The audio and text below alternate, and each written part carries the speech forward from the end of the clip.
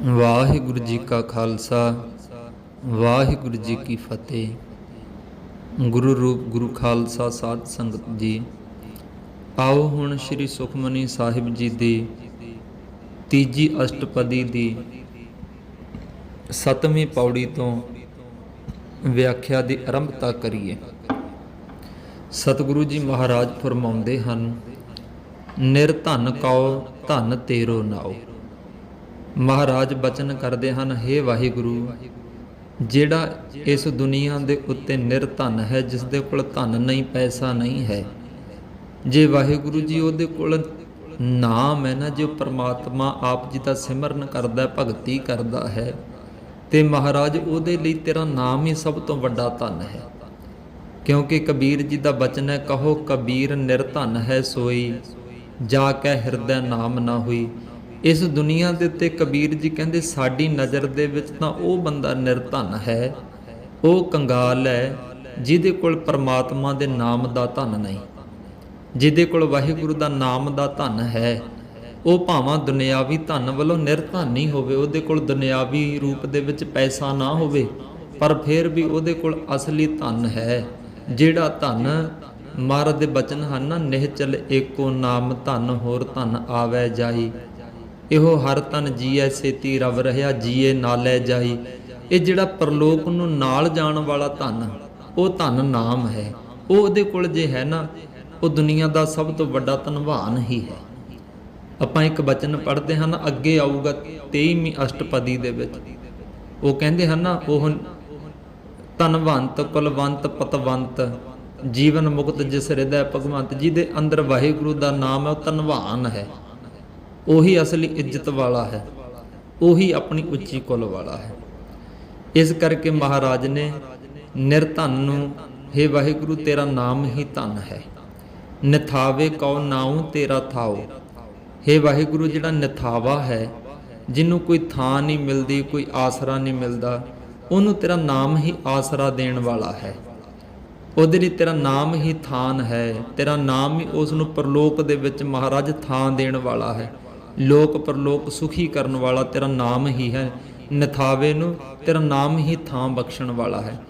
ਤੇਰਾ ਸਰੂਪ ਰੂਪੀ ਥਾਂ, ਤੇਰਾ ਸਰੂਪ ਰੂਪੀ ਤਖਤ ਬਖਸ਼ਣ ਵਾਲਾ ਤੇਰਾ ਨਾਮ ਹੈ ਮਹਾਰਾਜ। ਨਿਮਾਨੇ ਕਹੋ ਪ੍ਰਭ ਤੇਰੋ ਮਾਨ। ਹੇ ਵਾਹਿਗੁਰੂ, ਜੇ ਬੰਦਾ ਨਿਮਾਣਾ ਹੈ ਨਾ, ਜਿਹਦਾ ਦੁਨੀਆ ਤੇ ਕੋਈ ਮਾਣ ਇੱਜ਼ਤ ਨਹੀਂ ਹੈ, ਪਰ ਜੇ ਮਹਾਰਾਜ ਤੇਰਾ ਨਾਮ ਹੋਵੇ ਨਾ, ਜੇ ਤੇਰੇ ਨਾਲ ਜੁੜਿਆ ਹੋਇਆ ਹੈ ਮਹਾਰਾਜ, ਤੂੰ ਹੀ ਉਹਦੇ ਲਈ ਸਭ ਤੋਂ ਵੱਡਾ ਮਾਣ ਹੈ ਉਸ ਦਾ। ਸਗਲ ਘਟਾ ਕਉ ਦੇਵਹੁ ਦਾਨ। ਹੇ ਵਾਹਿਗੁਰੂ, ਤੂੰ ਸਾਰਿਆਂ ਘਟਾਂ ਦੇ ਵਿੱਚ, ਸਾਰਿਆਂ ਸਰੀਰਾਂ ਦੇ ਵਿੱਚ, ਸਾਰੀਆਂ ਖਾਣੀਆਂ ਦੇ ਵਿੱਚ ਤੂੰ ਮਹਾਰਾਜ ਦਾਨ ਬਖਸ਼ਦਾ ਹੈ। ਤੂੰ ਹੀ ਸਾਰਿਆਂ ਨੂੰ ਦਾਨ ਦੇਣ ਵਾਲਾ ਹੈ। ਦੁੱਧ ਪੁੱਤਰ ਆਦਿਕ ਦਾ ਸਭ ਕੁਝ ਮਹਾਰਾਜ ਤੂੰ ਬਖਸ਼ਣ ਵਾਲਾ ਹੈ। ਕਰਨ ਕਰਾਵਨ ਹਾਰ ਸੁਆਮੀ। ਜਿੰਨੇ ਵੀ ਜੀਵ ਹਨ, ਉਹਨਾਂ ਸਾਰਿਆਂ ਨੂੰ ਪੈਦਾ ਕਰਨ ਵਾਲਾ ਵਾਹਿਗੁਰੂ ਆਪ ਹੈ। ਫਿਰ ਸਾਰਿਆਂ ਦਾ ਸੁਆਮੀ ਮਾਲਕ ਹੈ। ਸਾਰਿਆਂ ਦੇ ਉੱਤੇ ਉਸੇ ਵਾਹਿਗੁਰੂ ਦਾ ਹੁਕਮ ਚੱਲਦਾ ਹੈ, ਤੇ ਉਹ ਜਿਵੇਂ ਚਾਹੁੰਦਾ ਹੈ ਉਦਾਂ ਹੀ ਜੀਵਾਂ ਤੋਂ ਅੱਗੇ ਉਹ ਕਰਮ ਕਰਾਉਂਦਾ ਹੈ। ਕਿਸੇ ਤੋਂ ਚੰਗੇ ਕਰਾ ਰਿਹਾ ਹੈ, ਕਿਸੇ ਤੋਂ ਮਾੜੇ ਕਰਾ ਰਿਹਾ, ਸਭ ਕੁਝ ਉਸ ਵਾਹਿਗੁਰੂ ਦੇ ਹੁਕਮ 'ਚ ਹੀ ਚੱਲ ਰਿਹਾ ਹੈ। ਆਪਾਂ ਬਚਨ ਪੜ੍ਹਦੇ ਆ ਨਾ, ਨਾ ਕੋ ਮੂਰਖ ਨਾ ਕੋ ਸਿਆਣਾ, ਸਭ ਕੁਛ ਵਰਤੈ ਤਿਸ ਕਾ ਭਾਣਾ। ਨਾ ਕੋਈ ਮੂਰਖ ਹੈ, ਨਾ ਕੋਈ ਸਿਆਣਾ ਹੈ, ਸਭ ਵਾਹਿਗੁਰੂ ਦੇ ਭਾਣੇ ਵਿੱਚ ਹੀ ਵਰਤ ਰਿਹਾ। ਇਸ ਕਰਕੇ ਸਾਰਿਆਂ ਨੂੰ, ਜੀਵਾਂ ਨੂੰ ਪੈਦਾ ਕਰਨ ਵਾਲਾ ਆਪ ਹੈ। ਫਿਰ ਸੁਆਮੀ ਸਾਰਿਆਂ ਦਾ ਮਾਲਕ ਹੈ, ਤੇ ਅੱਗੋਂ ਉਹਨਾਂ ਤੋਂ ਕੰਮ ਕਰਾਉਣ ਹਾਰ ਵੀ ਵਾਹਿਗੁਰੂ ਆਪ ਹੀ ਹੈ। ਜਿਵੇਂ ਉਹ ਚਾਹੁੰਦਾ ਉਦਾਂ ਹੀ ਕਰਾਉਂਦਾ ਹੈ। ਸਗਲ ਘਟਾ ਕੇ ਅੰਤਰਜਾਮੀ। ਵਾਹਿਗੁਰੂ ਸਾਰਿਆਂ ਦੇ ਹਿਰਦਿਆਂ ਦੇ ਅੰਦਰ ਦੀ ਜਾਣਨ ਵਾਲੇ ਅੰਤਰਜਾਮੀ ਹੈ। ਮਹਾਰਾਜ ਦੇ ਬਚਨ ਹੈ, ਬਿਨ ਬਕਨੇ ਬਿਨ ਕਹਿਨ ਕਹਾਵਨ ਅੰਤਰਜਾਮੀ ਜਾਣੈ।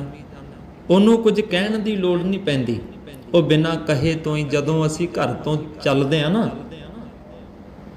ਮਹਾਰਾਜ ਦੇ ਚਰਨਾਂ ਵਿੱਚ ਅਰਦਾਸ ਕਰਨ ਵਾਸਤੇ, ਉਹ ਘਰੋਂ ਹੀ ਬੰਦੇ ਦੇ ਮਨ ਦਾ ਫੁਰਨਾ ਜਾਣ ਲੈਂਦਾ। ਮਤਲਬ ਉਹ ਸਾਰਿਆਂ ਦੇ ਅੰਦਰ ਦੀ ਜਾਣਨ ਵਾਲਾ ਅੰਤਰਜਾਮੀ ਹੈ। ਆਪਣੀ ਗਤ ਮਿਤ ਜਾਣੋ ਆਪੇ। ਹੇ ਵਾਹਿਗੁਰੂ, ਤੂੰ ਆਪਣੀ ਪ੍ਰਾਪਤੀ ਦੀ ਜਿਹੜੀ ਮਰਿਆਦਾ ਹੈ, ਵੀ ਕਿਸ ਤਰ੍ਹਾਂ ਤੇਰੀ ਪ੍ਰਾਪਤੀ ਹੋਵੇਗੀ, ਇਹ ਤੂੰ ਆਪ ਹੀ ਜਾਣਦਾ ਹੈ ਮਹਾਰਾਜ। ਇੱਥੇ ਤਾਂ ਵੱਡੇ ਵੱਡੇ ਜੇ ਕੋਈ ਕਵੇ ਨਾ ਬਹੁਤ ਮੇਰੀ ਭਗਤੀ ਹੈ, ਮੇਰਾ ਬਹੁਤ ਜਪ ਤਪ ਹੈ, ਮੈਨੂੰ ਰੱਬ ਪ੍ਰਾਪਤ ਹੋ ਜੂ, ਇੱਥੇ ਤਾਂ ਹੋ ਸਕਦਾ ਸੱਜਣ ਵਰਗੇ ਜਿਹੜੇ ਸਾਰੀ ਜ਼ਿੰਦਗੀ ਠੱਗੀਆਂ ਮਾਰਦੇ ਰਹੇ, ਲੋਕਾਂ ਨੂੰ ਲੁੱਟਦੇ ਰਹੇ, ਐਸੀ ਸੱਜਣ ਨੇ ਆਪਣੀ ਇੱਕ ਸਰਾਂ ਬਣਾਈ ਹੋਈ ਸੀ। ਆਪ ਉਹ ਬੜਾ ਸੋਹਣਾ ਧਾਰਮਿਕ ਭੇਖ ਬਣਾ ਕੇ, ਪਹਿਰਾਵਾ ਬਣਾ ਕੇ ਬੈਠਦਾ ਹੁੰਦਾ ਸੀ, ਤੇ ਭੋਲੇ ਭਾਲੇ ਲੋਕ ਜਿਹੜੇ ਵਿਚਾਰੇ ਕਹਿੰਦੇ ਸੀ ਵੀ ਅਸੀਂ ਰਾਤ ਕੱਟਣੀ ਆ, ਉਹਨਾਂ ਨੂੰ ਆਪਣੀ ਸਰਾਂ ਦੇ ਵਿੱਚ ਬੁਲਾ ਕੇ ਉਹਨਾਂ ਦੇ ਸਿਰ ਵੱਢ ਦਿਆ ਕਰਦਾ ਸੀ, ਤੇ ਸਿਰ ਵੱਢ ਕੇ ਉਹਨਾਂ ਨੂੰ ਲੁੱਟ ਲੈਂਦਾ ਹੁੰਦਾ ਸੀ। ਤੇ ਮਹਾਰਾਜ ਸਤਿਗੁਰੂ ਸੱਚੇ ਪਾਤਸ਼ਾਹ ਜੀ, ਧੰਨ ਸ਼੍ਰੀ ਗੁਰੂ ਨਾਨਕ ਦੇਵ ਸਾਹਿਬ ਸੱਚੇ ਪਾਤਸ਼ਾਹ ਜੀ ਉਸ ਦੇ ਕੋਲ ਗਏ। ਉਹਨੂੰ ਮਹਾਰਾਜ ਨੇ ਉਹਦਾ ਜਿਹੜਾ ਇਹ ਸੁਭਾਅ ਸੀ ਨਾ ਠੱਗੀ ਵਾਲਾ, ਉਹ ਛਡਵਾ ਕੇ ਮਹਾਰਾਜ ਨੇ ਉਹਨੂੰ ਸੱਜਣ ਠੱਗ ਤੋਂ ਸੱਜਣ ਸੰਤ ਬਣਾਤਾ ਮਹਾਰਾਜ। ਇੱਥੇ ਕੋਈ ਪਤਾ ਨਹੀਂ, ਇੱਥੇ ਹੋ ਸਕਦਾ ਜਿਵੇਂ ਸੱਜਣ ਵਰਗੇ ਸਾਰੀ ਉਮਰ ਜਿਹੜੀਆਂ ਠੱਗੀਆਂ ਮਾਰਦੇ ਰਹੇ ਮਰਨ, ਉਹਨਾਂ ਨੂੰ ਪ੍ਰਾਪਤ ਹੋ ਜਾਣਾ, ਉਹਨਾਂ ਦੇ ਉੱਤੇ ਕਿਰਪਾ ਕਰਦੇ ਨੇ। ਇੱਥੇ ਕੋਈ ਪਤਾ ਨਹੀਂ ਹੈ। ਇੱਥੇ ਹੋ ਸਕਦਾ ਵੀ ਬੰਦਾ ਸਾਰੀ ਜ਼ਿੰਦਗੀ ਭਗਤੀ ਕਰਦਾ ਰਹੇ ਤਾਂ ਵੀ ਨਾ ਮਿਲੇ। ਇਹ ਉਹਦੇ ਹੱਥ 'ਚ ਹੀ ਆ, ਉਹਦੀ ਖੁਸ਼ੀ ਹੈ, ਕਿਹਨੂੰ ਪ੍ਰਾਪਤ ਹੋਣਾ। ਇਸ ਕਰਕੇ ਆਪਣੀ ਗਤਮਿਤ ਆਪ ਜਾਣੋ ਆਪੇ, ਆਪਣੀ ਪ੍ਰਾਪਤੀ ਦੀ ਜਿਹੜੀ ਰੀਤ ਹੈ, ਮਰਿਆਦਾ ਮਹਾਰਾਜ ਤੂੰ ਆਪ ਹੀ ਜਾਣਦਾ ਹੈ। ਅੱਗੇ ਬਚਨ ਕਰਦੇ ਹਨ, ਕਿਉਂਕਿ ਸਾਧ ਸੰਗਤ ਜੀ ਇੱਕ ਹੋਰ ਮੈਂ ਬੇਨਤੀ ਕਰਾਂ ਆਪ ਜੀ ਨੂੰ। ਮੇਰਾ ਮਕਸਦ ਇਹ ਹੈ ਵੀ ਆਪ ਸੰਗਤਾਂ ਨੂੰ ਸਾਰੇ ਅੱਖਰੀ ਅਰਥ ਪਤਾ ਲੱਗਣ, ਤਾਂ ਜੋ ਤੁਸੀਂ ਬਾਅਦ ਦੇ ਵਿੱਚ ਬਾਣੀ ਪੜ੍ਹੋ ਤੇ ਤੁਸੀਂ ਆਪਣੇ ਆਪ ਗੁਰਬਾਣੀ ਹੈ ਜਿਹੜੀ ਤੁਹਾਨੂੰ ਸਮਝ ਆਵੇ। ਨਹੀਂ ਤਾਂ ਇਸ ਪੰਕਤੀ ਨੂੰ ਵਿਸਤਾਰ ਕਰਨ ਵਾਸਤੇ ਮੈਂ ਬਹੁਤ ਉਦਾਹਰਨਾਂ ਦੇ ਸਕਦੇ ਹਾਂ ਆਪਾਂ, ਪਰ ਖੈਰ ਰਹੋ ਵਿਚਾਰ, ਆਪਾਂ ਇੱਥੇ ਵਿਸ਼ਾ ਸੰਕੋਚਦੇ ਹਾਂ। ਅਰਥ ਕਰੀਏ ਅੱਗੇ। ਮਹਾਰਾਜ ਬਚਨ ਕਰਦੇ ਹਨ, ਆਪਨ ਸੰਗ ਆਪ ਪ੍ਰਭ ਰਾਤੇ। ਹੇ ਵਾਹਿਗੁਰੂ, ਤੂੰ ਆਪ ਹੀ ਆਪਣੇ ਨਾਲ ਰਚਿਆ ਹੋਇਆ, ਆਪਣੇ ਆਪ ਦੇ ਵਿੱਚ ਤੂੰ ਆਪ ਹੀ ਰੰਗਿਆ ਹੋਇਆ ਮਹਾਰਾਜ। ਤੁਮਰੀ ਉਸਤਤ ਤੁਮ ਤੇ ਹੋਏ, ਨਾਨਕ ਅਵਰ ਨਾ ਜਾਣਸ ਕੋਏ। ਹੇ ਵਾਹਿਗੁਰੂ, ਤੇਰੀ ਉਸਤਤ ਹੈ ਨਾ ਜਿਹੜੀ, ਇਹ ਤੇਰੇ ਤੋਂ ਹੀ ਹੁੰਦੀ ਹੈ। ਮਤਲਬ ਤੇਰੀ ਉਸਤਤ ਹੈ ਨਾ ਜਿਹੜੀ, ਇਹ ਤੇਰੇ ਤੋਂ ਹੀ ਹੁੰਦਾ। ਮਤਲਬ ਜਿਹਦੇ ਤੋਂ ਤੂੰ ਕਿਰਪਾ ਕਰਦਾ ਉਹੀ ਤੇਰੀ ਉਸਤਤ ਕਰ ਸਕਦਾ। ਮਤਲਬ ਜੇ ਕੋਈ ਉਸਤਤ ਕਰ ਰਿਹਾ ਨਾ, ਉਸ ਉਸਤਤ ਕਰਨ ਵਾਲੇ ਦੇ ਅੰਦਰ ਦੀ ਹੋ ਕੇ ਮਹਾਰਾਜ ਤੂੰ ਆਪ ਹੀ ਆਪਣੀ ਉਸਤਤ ਕਰੀ ਜਾਂਦਾ। ਦੂਜਾ ਕੋਈ ਤੇਰੀ ਉਸਤਤ ਨਹੀਂ ਕਰ ਸਕਦਾ, ਤੂੰ ਆਪ ਹੀ ਆਪਣੀ ਉਸਤਤ ਕਰਦਾ। ਭਗਤ ਰੂਪ ਹੋ ਕੇ, ਸੇਵਕ ਹੋ ਕੇ ਆਪ ਹੀ ਆਪਣੀ ਉਸਤਤ ਕਰਕੇ ਉਹਦਾ ਰਸ ਲੈਣਾ। ਨਾਨਕ ਅਵਰ ਨਾ ਜਾਣਸ ਕੋਏ, ਹੋਰ ਕੋਈ ਦੂਜਾ ਤੇਰੀ ਉਸਤਤ ਨਹੀਂ ਕਰਨ ਜਾਣਦਾ। ਨਾਨਕ ਅਵਰ ਨਾ ਜਾਣਸ ਕੋਏ, ਹੋਰ ਦੂਜਾ ਕੋਈ ਤੇਰੀ ਉਸਤਤ ਕਰਨ ਨਹੀਂ ਜਾਣਦਾ। ਇਹ ਤੂੰ ਬਸ ਆਪ ਹੀ ਹੈ ਜਿਹੜੀ ਆਪਣੀ ਉਸਤਤ ਕਰਦਾ। ਇਸ ਕਰਕੇ ਜਦੋਂ ਕੋਈ ਪਰਮਾਤਮਾ ਦਾ ਗੁਣ ਗਾਉਂਦਾ ਨਾ, ਭਗਤੀ ਕਰਦਾ, ਮਾਣ ਨਹੀਂ ਕਰਨਾ ਚਾਹੀਦਾ ਵੀ ਮੈਂ ਭਗਤੀ ਕਰ ਰਿਹਾ। ਨਹੀਂ, ਉਹ ਆਪਣੀ ਭਗਤੀ ਆਪ ਹੀ ਕਰ ਰਿਹਾ, ਆਪਣੀ ਉਸਤਤ ਆਪ ਹੀ ਕਰ ਰਿਹਾ। ਇਹ ਕਿਹਾ ਕਰੋ ਮਹਾਰਾਜ ਤੂੰ ਹੀ ਹੈ, ਆਪਣੀ ਉਸਤਤ ਤੂੰ ਆਪ ਹੀ ਕਰ ਰਿਹਾ, ਮੈਂ ਨਹੀਂ ਕਰਨ ਵਾਲਾ ਹੈ। ਅਗਲੀ ਪੌੜੀ 'ਚ ਮਹਾਰਾਜ ਬਚਨ ਕਰਦੇ ਹਨ। ਮਹਾਰਾਜ ਸਤਿਗੁਰੂ ਸੱਚੇ ਪਾਤਸ਼ਾਹ ਜੀ ਬਚਨ ਕਰਦੇ ਹੈ, ਕਹਿੰਦੇ ਸਰਬ ਧਰਮ ਮਹਿ ਸ੍ਰੇਸ਼ਠ ਧਰਮ। ਹੁਣ ਮਹਾਰਾਜ ਧਰਮ ਦੱਸਦੇ ਆ ਵੀ ਸਾਰੇ ਧਰਮਾਂ ਦੇ ਵਿੱਚੋਂ ਉੱਤਮ ਧਰਮ ਕਿਹੜਾ ਹੈ। ਜਿਵੇਂ ਆਪਾਂ ਕਈ ਹੋ ਸਕਦਾ, ਚਲੋ ਆਮ ਤੌਰ ਦੇ ਉੱਤੇ ਆਪਾਂ ਜਿਹੜੇ ਮੇਨ 4 ਧਰਮ ਮੰਨਦੇ ਆ, ਹਿੰਦੂ, ਮੁਸਲਮਾਨ, ਸਿੱਖ ਤੇ ਈਸਾਈ ਕਹਿ ਦਿੰਦੇ ਆ ਨਾ। ਆ ਸਿੱਖ ਧਰਮ ਹੈ ਜੀ, ਆ ਮੁਸਲਮਾਨ ਧਰਮ, ਮੁਸਲਿਮ ਧਰਮ ਹੈ, ਹਿੰਦੂ ਧਰਮ ਹੈ, ਈਸਾਈ ਧਰਮ ਹੈ। ਪਰ ਮਹਾਰਾਜ ਕਹਿਣ ਲੱਗੇ ਸਭ ਤੋਂ ਉੱਤਮ ਧਰਮ ਕਿਹੜਾ। ਮਹਾਰਾਜ ਕਹਿਣ ਲੱਗੇ ਸਰਬ ਧਰਮ ਮਹਿ ਸ੍ਰੇਸ਼ਠ ਧਰਮ। ਕਹਿੰਦੇ ਸਾਰੇ ਧਰਮਾਂ ਦੇ ਵਿੱਚੋਂ ਸ੍ਰੇਸ਼ਠ ਧਰਮ ਕਿਹੜਾ ਹੈ। ਅਗਲੀ ਪੰਕਤੀ 'ਚ ਜਵਾਬ ਦਿੰਦੇ ਹਨ, ਹਰ ਕੋ ਨਾਮ ਜਪ ਨਿਰਮਲ ਕਰ। ਜਿਹੜਾ ਹਰੀ ਦੇ ਨਾਮ ਨੂੰ ਜਪਦਾ ਹੋਇਆ, ਸਿਮਰਨ ਕਰਦਾ ਹੋਇਆ ਆਪਣੇ ਕਰਮ ਉਜਲ ਕਰਦਾ ਹੈ। ਜਿਨ੍ਹਾਂ ਕਰਮਾਂ ਦੇ ਵਿੱਚ ਕੋਈ ਬੇਈਮਾਨੀ ਨਹੀਂ, ਕੋਈ ਛਲ ਕਪਟ ਨਹੀਂ ਹੈ, ਆਪਣੀ ਇਮਾਨਦਾਰੀ ਦੇ ਨਾਲ ਕਿਰਤ ਕਰਦਾ ਹੈ, ਆਪਣੀ ਇਮਾਨਦਾਰੀ ਦੇ ਨਾਲ ਕਰਮ ਨੂੰ ਕਰਦਾ ਹੈ ਜੋ ਉਸ ਨੂੰ ਪਰਮਾਤਮਾ ਵੱਲੋਂ ਡਿਊਟੀ ਲਾਈ ਗਈ ਹੈ। ਇਹੀ ਸਭ ਤੋਂ ਉੱਤਮ ਧਰਮ ਹੈ। ਦੁਬਾਰੋਂ ਸਮਝ ਲਿਓ। ਮਹਾਰਾਜ ਕਹਿੰਦੇ ਹਰ ਕੋ ਨਾਮ ਜਪ, ਵਾਹਿਗੁਰੂ ਦਾ ਨਾਮ ਜਪ ਕੇ, ਨਾਮ ਜਪਦਿਆਂ ਹੋਇਆ ਸਿਮਰਨ ਕਰਦਾ ਹੈ ਜਿਹੜਾ, ਤੇ ਨਿਰਮਲ ਕਰਮ ਕਰਦਾ ਹੈ ਜਿਹੜਾ, ਚੰਗੇ ਕਰਮ ਕਰਦਾ ਹੈ, ਇਹੀ ਸਭ ਤੋਂ ਉੱਤਮ ਧਰਮ ਹੈ। ਇਹ ਤੋਂ ਉੱਪਰ ਹੋਰ ਕੋਈ ਧਰਮ ਨਹੀਂ ਹੈਗਾ। ਸਤਿਗੁਰੂ ਜੀ ਕਹਿੰਦੇ ਸਗਲ ਕਿਰਿਆ ਮਹਿ ਉੱਤਮ ਕਿਰਿਆ।